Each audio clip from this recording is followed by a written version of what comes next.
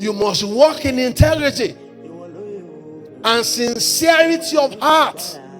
Honesty must be your lifestyle. Truth must be your companion. You can't be lying and walking in on truth and you expect the power of God in your life. It doesn't work that way. That's why David, the psalmist, had to cry to God in Psalm 51, verse 10. Create in me a clean heart, O God, and renew a right spirit within me. Power responds to integrity. Power responds to sincerity of heart, not crookedness, not playing games. The Bible says in 1 Timothy 6 verse 10, it says, for the love of money is the root of all evil, which why some coveted after they have heard from the faith, and they have pierced themselves through with many sorrows. The love of money has insulated God's power in the lives of people. They love money than they love God. So God can't give them his power. Gehazi lost what should have been double of double because of a lack of integrity. He was lying to his master, consistently. He thought he was playing games and God was finding him out.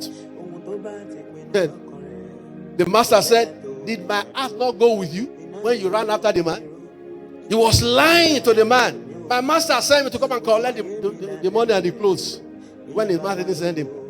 How many of God's children today who are supposed to walk in the power of God, in the resurrection power, but lies and untruth, insincerity, lack of integrity has robbed them of this power.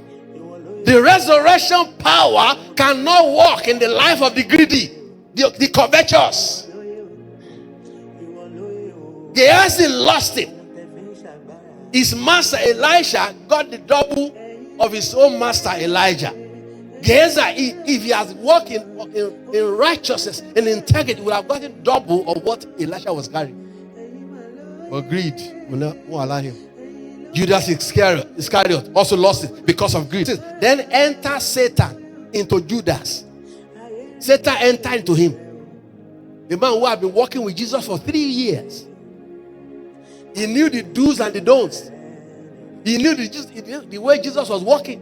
And yet, he allowed Satan to enter into him because of greed.